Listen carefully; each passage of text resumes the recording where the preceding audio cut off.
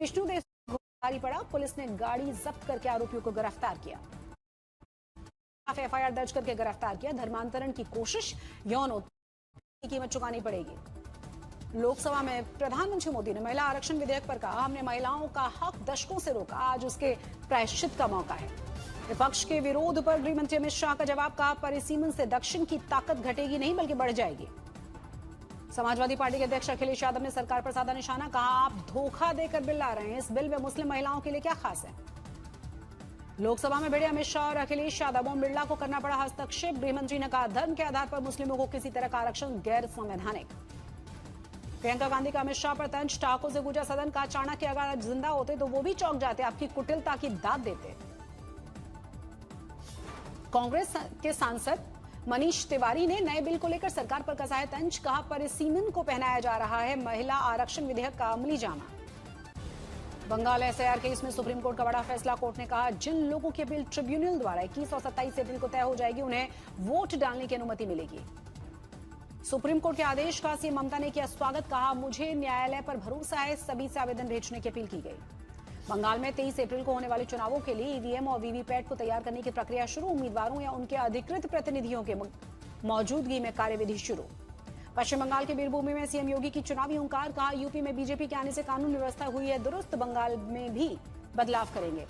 गृह जिले में टीएमसी नेता अभिषेक बनर्जी की जनसभा पर बोले बीजेपी नेता शुभेंदु अधिकारी, कहा उनके आने से भी बीजेपी की बम्पर जीत होगी। जलपाईगुड़ी में सीएम ममता बनर्जी की पदयात्रा के दौरान सुरक्षा में सेन घेरा तोड़कर करीब पहुंचा था युवक।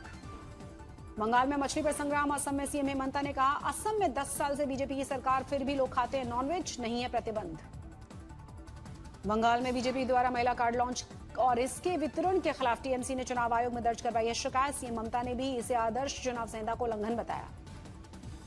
राज्यसभा के बरौनी सांसद हरिवंश ने राज्यसभा सचिवालय में उपसभापति पद पर दाखिल किया है नामांकन। इस पद के लिए हरिवंश अब तक एकमात्र उम्मीदवार। बीजेपी राष्ट्रीय अध्यक्ष नितिन नवीन ने राज्यसभा सदस्य के रूप में शपथ ली, उच्च सदन में करेंगे बिहार का प्रतिनिधित्व। टीवीके की घोषणा पत्र जारी, विजय ने खोला वादों का पिटारा, महिलाओं को हर महीने 2500 रुपए देने का ऐलान। तमिलनाडु में परिसीमन पर आर पार की जंग, स्टालिन ने जलाई विधेयक की कॉपी, लहराया काला झंडा, स्टालिन ने कहा हम लड़ रहे हैं युद्ध। तमिलनाडु के थेनी में डेप्यूटी उदयनिधि स्टालिन ने डीएमके उम्मीदवार के लिए चुनाव प्रचार किया, साथ ही मौजूद रहे उनके सीएम पनीर सेल्वम, पूर्व सीएम पनीर सेल्वम। नोएडा हिंसा में पुलिस का बड़ा खुलासा सामने आया, पाकिस्तान का एंगल, एक्स हैंडल से लगातार सुलगाई जा रही थी हिंसा।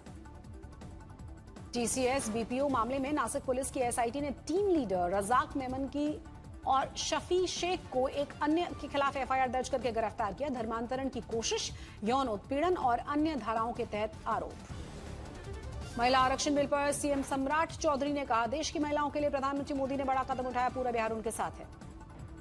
नए सीएम सम्राट चौधरी को बधाई देते हुए जेडीयू नेता निशांत कुमार ने कहा सम्राट चौधरी तय करेंगे बिहार के विकास का नया रास्ता। तेज प्रताप के जन्मदिन पार्टी में पहुंचे लालू यादव, केक काटकर बेटे को खिलाया केक, पिता का आशीर्वाद ही सबसे बड़ा गिफ्ट।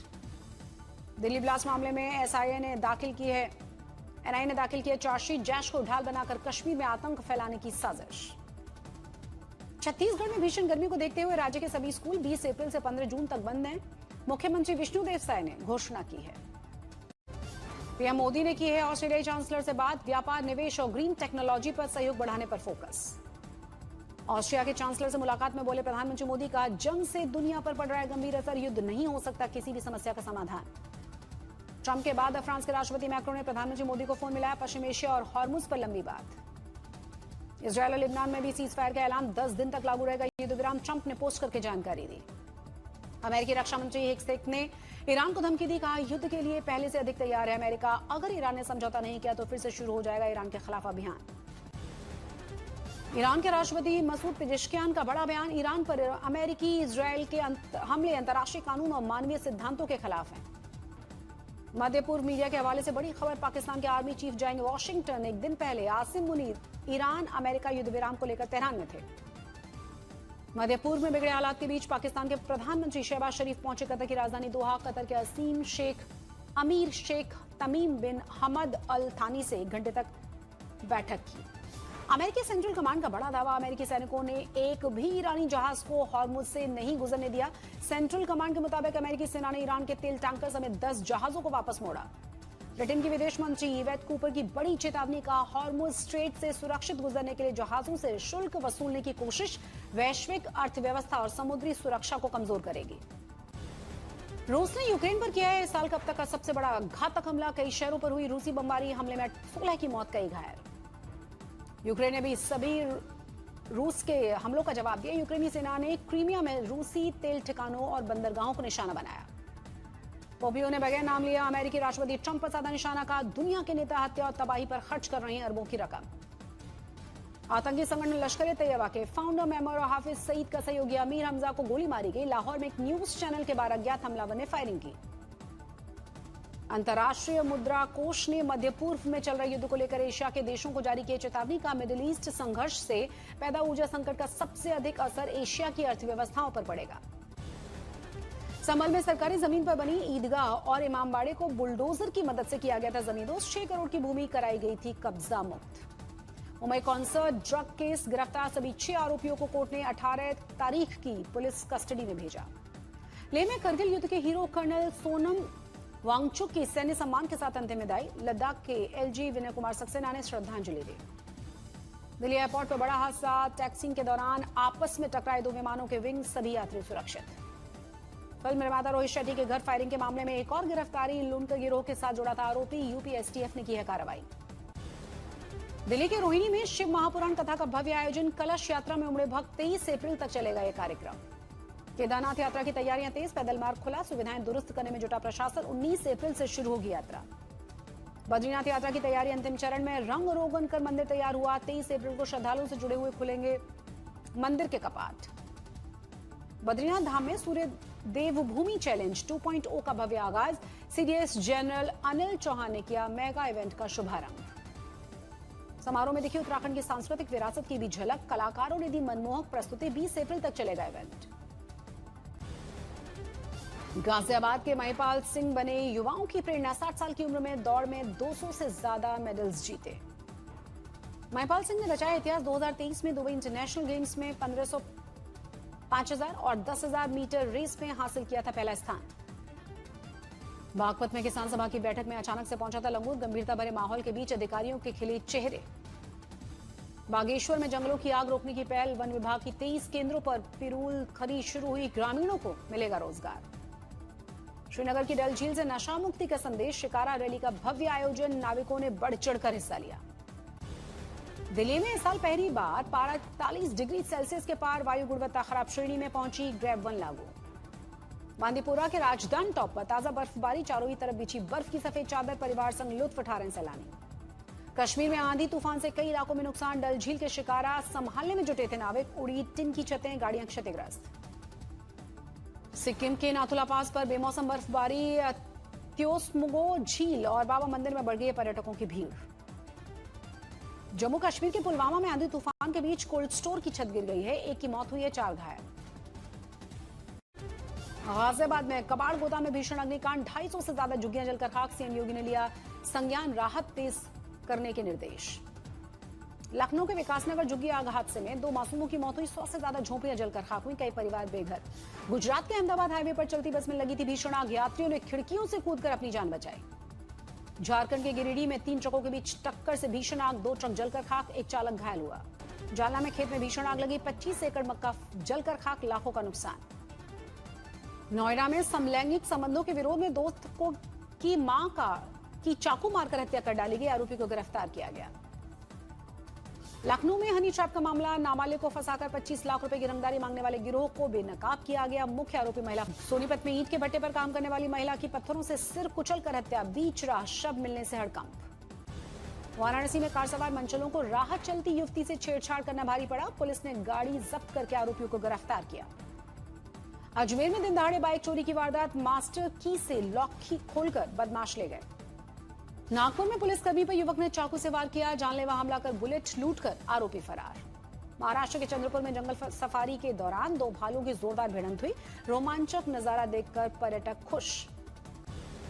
अलवर में दिल्ली मुंबई एक्सप्रेसवे पर बस और ट्रक की भीषण टक्कर हुई। मौके पर 3 की मौत हुई, 2 अन्य इलाज के दौरान उनकी जान गई। टिहरी गढ़वाल में साइबर ठगी का खुलासा, बिजली विभाग अधिकारी बनकर करीब 3 लाख रुपए ठगे, झारखंड से आरोपी गिरफ्तार। आईपीएल में खेले गए मुकाबले में पंजाब किंग्स ने मुंबई इंडियंस को 7 विकेट से हराया। पॉइंट टेबल में पहले स्थान पर पहुंचा पंजाब। पहले बल्लेबाजी करते हुए 20 ओवर में मुंबई इंडियंस ने दिया था 196 रनों का लक्ष्य। जवाब में 16.3 ओवर में पंजाब किंग्स ने हासिल किया लक्ष्य। पंजाब के विकेटकीपर प्रभु सिमरन सिंह ने खेली 80 रनों की नाबाद पारी। वहीं कप्तान श्रेयस अय्यर ने बनाए थे 66 रन। पंजाब के अर्शदीप सिंह ने की शानदार गेंदबाजी, 4 ओवर में 22 रन देकर 3 विकेट झटके। आज आईपीएल में गुजरात टाइटंस बनाम कोलकाता नाइट राइडर्स का मुकाबला है। अहमदाबाद के नरेंद्र मोदी स्टेडियम में होगी टक्कर। ओटीटी पर रिलीज होते ही छाई राजकुमार राव और Sania Malhotra starrer film toaster number 1 पर कर रही है ट्रेंड। स्पाई कॉमेडी फिल्म उड़ता तीर 11 सितंबर को सिनेमाघरों में रिलीज होगी। मुख्य भूमिका में आयुष्मान खुराना और सारा अली खान। रामचरण की फिल्म पैडी की रिलीज डेट में बदलाव, 30 अप्रैल की जगह अब जून में रिलीज की जाएगी। सिनेमाघरों के बाद ओटीटी पर धूम मचाने को तैयार है फिल्म अस्सी, आज ओटीटी पर स्ट्रीम की जाएगी। उतार चढ़ाव के बीच छूटा शेयर बाजार, सेंसेक्स 122 अंक फिसला तो निफ्टी 24,200 पर के नीचे बंद हुआ। एलपीजी सप्लाई चेन की रुकावट को 3 महीने में ठीक करने का दावा किया गया। खाड़ी देशों में हुए नुकसान की वजह से गैस प्रोडक्शन में भी गिरावट आई है। अमेरिका ने रूस और ईरान से तेल खरीद पर मिल रही छूट को रिन्यू नहीं करने का फैसला किया। भारत समेत किसी भी देश को यह राहत नहीं मिलेगी। मार्च में थोक महंगाई 3.88% के साथ महीने के उच्चतम स्तर पर पहुंच गई है। मिडिल ईस्ट तनाव के बाद रोजमर्रा के सामानों और ईंधन की कीमतों में आई तेजी का असर है। आईएमएफ प्रमुख क्रिस्टालिना बढ़ते हुए वैश्विक कर्ज के बावजूद भारत की स्थिति को मजबूत बताया है। कहा, बार बार आ रहे वैश्विक झटकों से दुनिया भर में कर्ज खतरनाक स्तर पर पहुंच गया। लोकसभा में महिला आरक्षण संशोधन विधेयक सहित 2 और बिल पेश, परिसीमन संसद में छिड़ा संग्राम। लोकसभा में गृह मंत्री अमित शाह ने पेश किया केंद्र शासित प्रदेश कानून संशोधन बिल। वहीं कानून मंत्री अर्जुन राम मेघवाल ने पेश किया महिला आरक्षण संशोधन। से ज्यादा कमर्शियल जहाजों ने अहम स्ट्रेट ऑफ होर्मुज पार किया। समुद्री ट्रैकिंग फर्म कैपलर के डेटा के मुताबिक अमेरिकी नाकाबंदी लागू होने के कुछ ही घंटों के अंदर कम से कम 2 जहाज स्ट्रेट ऑफ होर्मुज से गुजर गए और तीसरा जहाज रात में गुजरा। इसमें लाइबेरिया का झंडा लगा हुआ एक जहाज क्रिस्टियाना था, जबकि दूसरा जहाज कोमोरोस का झंडा लगा हुआ टैंकर एल्पिस था। इन आंकड़ों के बाद अब सवाल उठने लगे कि क्या अमेरिकी नाकेबंदी पूरी तरह सफल नहीं हुई।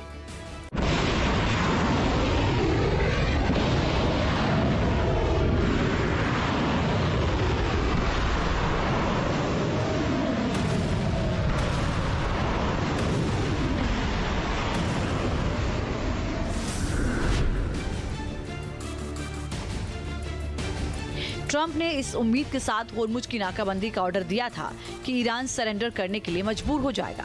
इसीलिए पूरी प्लानिंग के साथ ये कदम उठाया गया है, मगर ईरान फिलहाल झुकने को राजी नहीं है। होर्मुज के बहाने वो फिर से जंग के लिए तैयार होने कदम भर रहा है। ईरान के कार्यकारी रक्षा मंत्री ब्रिगेडियर जनरल सैयद मजीद इब्न रजा ने कहा है, हम किसी भी स्थिति के लिए तैयार हैं और सशस्त्र बल पूरी तरह से सतर्क हैं। दुश्मन की ओर से किसी भी तरह की आक्रामकता या उकसावे का कड़ा और निर्णायक जवाब दिया जाएगा। ईरान सिर्फ सैन्य कार्रवाई पर ही नहीं बल्कि संकट को दूसरे मोर्चों तक ले जाने की रणनीति पर भी काम कर रहा है। ईरान ने साफ किया है कि अगर अमेरिका ने अपनी जिद नहीं छोड़ी तो वो बावल मंडेब स्ट्रेट को भी बंद कर सकता है। बावल मंडेब स्ट्रेट लाल सागर को अदन की खाड़ी से जोड़ने वाला एक सकरा लेकिन अहम समुद्री मार्ग है। होर्मुज से इसकी दूरी करीब 1800 मील है। ये यूरोप, एशिया और पश्चिम एशिया के बीच व्यापार और ऊर्जा सप्लाई के लिए प्रमुख रूट माना जाता है। इस रूट से बड़ी मात्रा में तेल, गैस और कंटेनर शिपिंग होती है। ग्लोबल ऑयल का करीब 12% हिस्सा इसी रूट से होकर गुजरता है। सबसे अहम बात यह है कि यहाँ यमन वाला हिस्सा हुती विद्रोहियों के कब्जे में है। यानी अगर ईरान ने बावल मंडेब को बंद करने का फैसला लिया और उसके बाद भी किसी शिप ने यहाँ से गुजरने की हिमाकत की तो हुती के लड़ाके भी उसे उड़ा सकते हैं।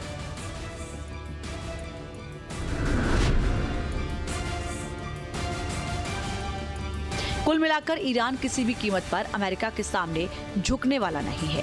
अपने ऑयल एक्सपोर्ट को बनाए रखने के लिए तेहरान की ओर से कई कदम पहले ही उठाए जा चुके हैं। अमेरिका ने होर्मुज की खाड़ी पर अपनी नौसैनिक नाकेबंदी इतनी सख्त कर दी है और ट्रंप को लग रहा है कि ईरान की तेल सप्लाई यहां से ठप हो जाएगी और इस देश को लाखों करोड़ों का नुकसान होगा। हालांकि होर्मुज के अलावा भी ईरान के पास एक और समुद्री रास्ता भी है जहां से वो अपनी सप्लाई जारी रख सकता है। ईरान ने स्टेट ऑफ होर्मुज के बाहर ओमान की खाड़ी में कई साल पहले जास्क टर्मिनल तैयार किया था। जास्क टर्मिनल होर्मुज की खाड़ी के चोक पॉइंट यानी सकरे रास्ते से बाहर है, यानी होर्मुज बंद भी हो जाए तो ईरान यहां से सीधे खुले समंदर में तेल भेज सकता है। ईरान ने गोरह से जास्क तक 1000 किलोमीटर लंबी पाइपलाइन बिछाई है ताकि वो होर्मुज पर अपनी निर्भरता खत्म कर सके। ईरान भले ही अपने अलग अलग प्लान पर काम कर रहा हो, लेकिन दुनिया के सामने चुनौतियां बढ़ गई हैं। एनर्जी सप्लाई रुकने से लगातार तेल की कीमतों में इजाफा हो रहा है। ऐसे में कई बड़े देश अब होर्मुज खोलने और जहाजों की सुरक्षा को लेकर नए सिरे से रणनीति बना रहे हैं। इसे लेकर ही फ्रांस और ब्रिटेन ऑनलाइन बैठक करने वाले हैं। इसमें उन तमाम देशों को बुलाया गया है जो होर्मुज को लेकर मदद करना चाहते हैं। फ्रांस के राष्ट्रपति मैक्रो और ब्रिटेन के प्रधानमंत्री स्टारमर इस बैठक की अगुवाई करेंगे।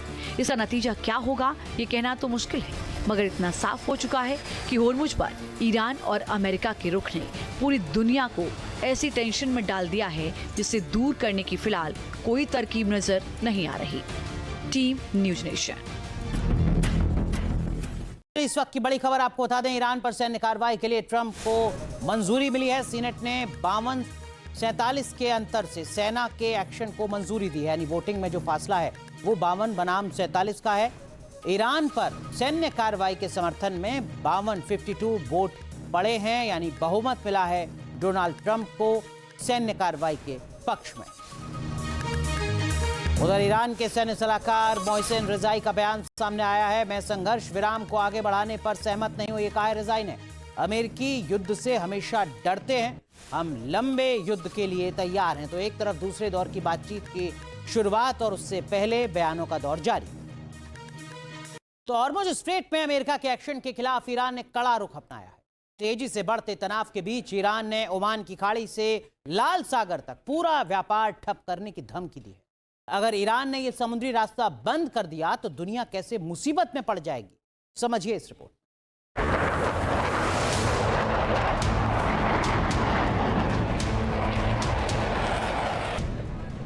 अमेरिका ने की हॉर्मुज की नाकेबंदी, ईरान ने दी नई धमकी।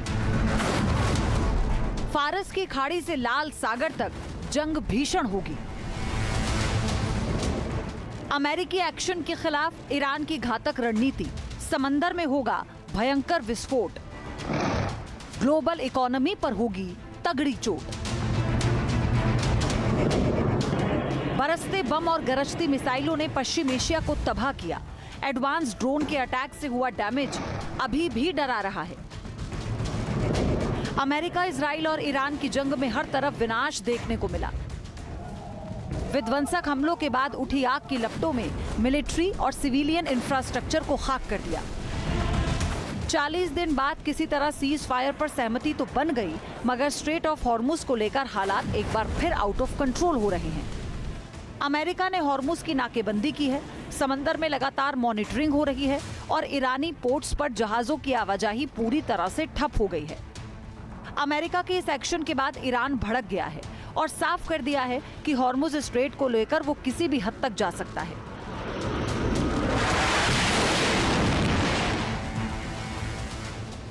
ईरान का 90% व्यापार समुद्री रूट से होता है।